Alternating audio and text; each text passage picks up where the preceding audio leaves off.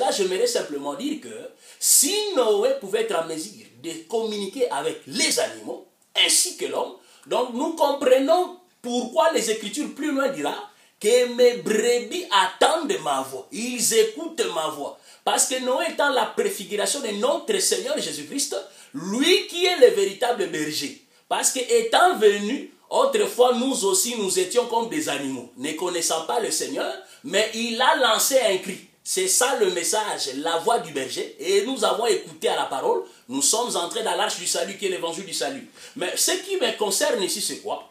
Étant dans l'arche, nous remarquerons qu'après les 40 jours de la pluie, maintenant le verset que nous avions lu, au bout des 40 jours, Noé ouvrit la fenêtre qu'il avait faite à l'arche. Il lâcha d'abord le corbeau, vous remarquez bien aimé, qu'il sortit partant et venant jusqu'à ce que les eaux aient séché de la terre. Il lâcha aussi la colombe pour voir si les eaux avaient diminué à la surface de la terre. Mais la colombe ne trouva aucun lieu pour poser la plante de son pied. Ah, elle revient à lui dans l'arche car il y avait des eaux à la surface de toute la terre. Il avança la main, la prit et la fit rentrer auprès de lui. Il attendit encore 7 autres jours. Ce passage est très important. Le verset 10, quand dit il attendit encore 7 autres jours, c'est pour autant dire que la colombe fit d'abord relâcher les 7 premiers jours. Ah, vous remarquez, c'est le français. Quand on dit il attendit encore 7 autres jours, donc il y a eu des mouvements de 7-7. Parce que nous parlerons du chiffre 14. Qu'est-ce que je suis en train de parler? Je bénis le Seigneur. Mon message, je ne vais pas tourner sur le corbeau. Parce que le corbeau a des aspects prophétiques très importants. Parce que le corbeau lui-même aussi représente les sacerdoces mosaïques. Parce que le corbeau est sorti en premier. Mais le corbeau n'a pas apporté une solution. Le corbeau n'a pas apporté ce qu'attendait Noé. Parce que dans l'arche, Noé change de figure prophétique. Dans l'arche, Noé devient le type du Père. Vous remarquez? Qui a besoin de s'assurer si réellement que la méchanceté n'est plus sur terre. C'est-à-dire, la terre est sauvée. C'est pendant les corbeaux qui est relâché en avant, qui représentent les sacerdoces mosaïques. Tous ceux qui sont venus avant la colombe. Tous ceux qui sont venus, je disais, tous ceux qui sont venus avant la colombe, avant notre Seigneur Jésus-Christ, c'est ça les corbeaux, les sacerdoces mosaïques. Et partez, revenez, c'est ça les prophètes, comme vous le savez très bien, la loi, les psaumes et les prophètes, ils n'ont pas pu apporter une solution. Mais quand la colombe fut relâchée pour la toute première fois, nous remarquerons qu'on dit qu'il n'a pas trouvé là où mettre la plante de son pied. Donc nous comprenons que le 7 premiers jours qu'a fait la colombe sur la terre, pour aller voir si la pluie avait diminué, il n'y avait plus les eaux, nous remarquerons que la colombe n'a pas été accueillie. Parce que l'effet de ne pas trouver là où mettre la plante de son pied expliquait simplement qu'il n'avait pas trouvé une maison. Ah, voilà pourquoi nous disons, nous bénissons le Seigneur, faute de temps, vous pouvez lire toutes ces écritures. Le Seigneur Jésus dira, le Fils de l'homme n'a même pas où mettre sa tête. Parce que c'était lui cette colombe. Il est venu chez les siens, mais les siens ne l'ont point reçu. C'est ça Jean 1. Vous remarquez? Donc les siens là, c'était Israël qui n'a pas reçu cette colombe qui n'est que le Seigneur Jésus-Christ. Vous remarquez un peu ça, bien-aimé dans le Seigneur? Voilà pourquoi nous comprenons que le premier chiffre 7, quand nous allons voir Jacob, nous comprendrons pourquoi Jacob a travaillé 14 ans. Parce que le premier 7 ans, quand il s'attendait de recevoir Rachel, cependant on le double chez Laban, son oncle, en lui donnant Léa. Parce que Léa est le type parfait d'Israël. On va y arriver.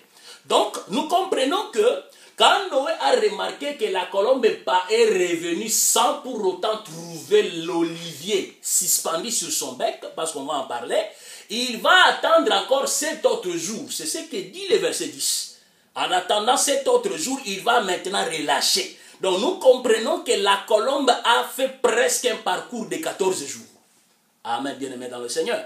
En sortant les 7 autres jours-là, c'est alors quand il retournera le soir du 14e jour, il aura l'olivier suspendu sur son bec.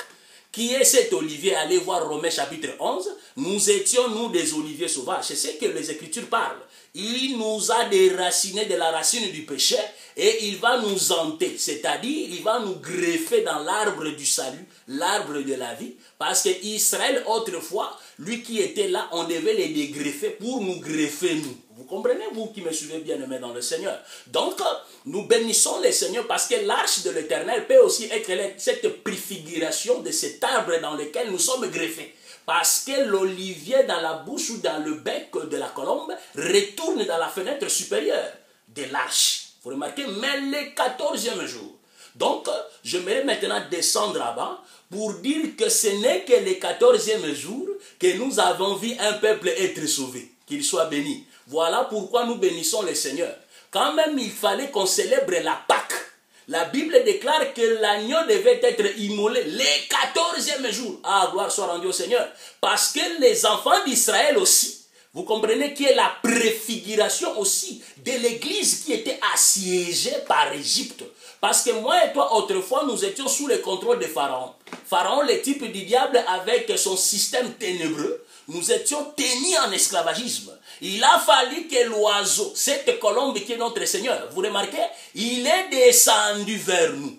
Parce que comprenez, quittant la fenêtre vers la terre, c'est descendre. Voilà pourquoi Dieu dira, j'ai attendu les cris de mon peuple, je descends.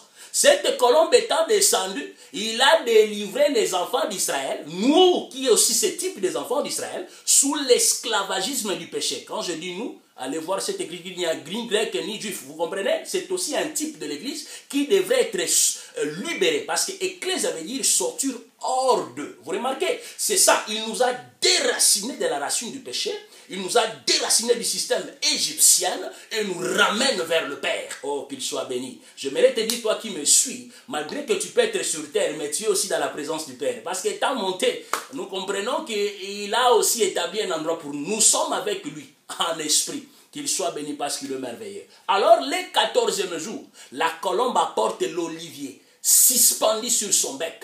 Je te déclare, bien-aimé, tu es comme cet olivier suspendu sur le bec de la colombe. Personne ne peut t'arracher. Voilà pourquoi je déclare au nom de Jésus, voilà 2014, personne ne peut t'arracher parce que le Seigneur, il t'a déjà arraché sous le système du péché. Il t'a arraché sous la malédiction familiale. Il t'a arraché sous le système de ce monde. Aucun sorcier de ta famille, aucune influence satanique n'a le droit de pouvoir t'arrêter. Parce que la Bible me dit, si le Fils de l'homme vous affranchit, vous serez réellement libre.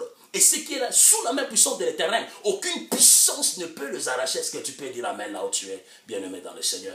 Alors nous comprendrons ceci. Maintenant, allez-y voir Jacob. Nous avons remarqué que Jacob, autrefois vivant dans sa maison, c'est-à-dire d'où il est né, d'où il est conçu, lui fils d'Isaac, avec son frère jumeau Ésaü, nous connaissons l'histoire. Je vais aller vite par rapport au temps. Nous remarquerons qu'après avoir reçu la bénédiction du Père, Jacob, à partir du chapitre 29, ira vers le pays de l'Orient. Vous comprenez, bien aimé dans le Seigneur.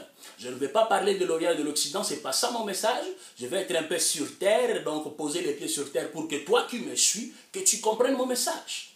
Nous avions remarqué que Jacob, qui aussi est une préfiguration prophétique de notre Seigneur Jésus, quand il a commencé sa marche, au chapitre 29, quand il commence sa marche vers le Fils de l'Orient, nous remarquerons qu'il va rencontrer d'abord les bergers, qu'ils soient bénis.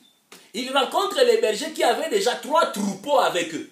Mais cependant, l'abreuvoir, là où on devait abreuver les troupeaux, il y avait une grosse pierre. Vous comprenez? Qu'on devrait toujours dérouler. Mais nous comprendrons qu'à l'arrivée de Jacob, il se pose la question, mais pourquoi les troupeaux n'ont pas été abreuvés? Et nous bénissons la réponse de ce bien-aimé parce qu'ils ont dit, il a fallu que le moment soit venu où tous doivent être rassemblés. Ah, amen. Parce que là, les 3 là, qui étaient déjà là, représentaient la loi, les psaumes et les prophètes. Parce que vous remarquerez que la grotte où il y avait la grosse pierre n'était pas encore déroulée. Hein? La chose n'était pas encore déroulée. Mais quand maintenant Jacob s'est mis à poser la question, est-ce que savez-vous Laban? Il dit, nous les connaissons. En pleine conversation, il dit, mais d'ailleurs, voici sa fille, Rachel. Vous remarquez? Quand Rachel venait, elle qui était bergère, s'amenait aussi avec un troupeau, le 4e troupeau. Ah, gloire soit rendue au Seigneur.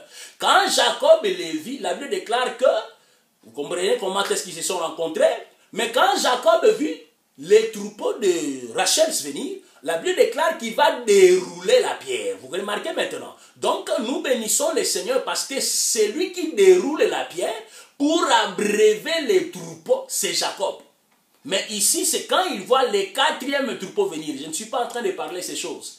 Parce qu'au moment où nous parlons la porte du salut, hein, qui autrefois l'accès n'était pas accessible pendant que les 3 autres troupeaux étaient encore là. Mais quand les troupeaux venaient avec Rachel venaient, la porte est devenue accessible.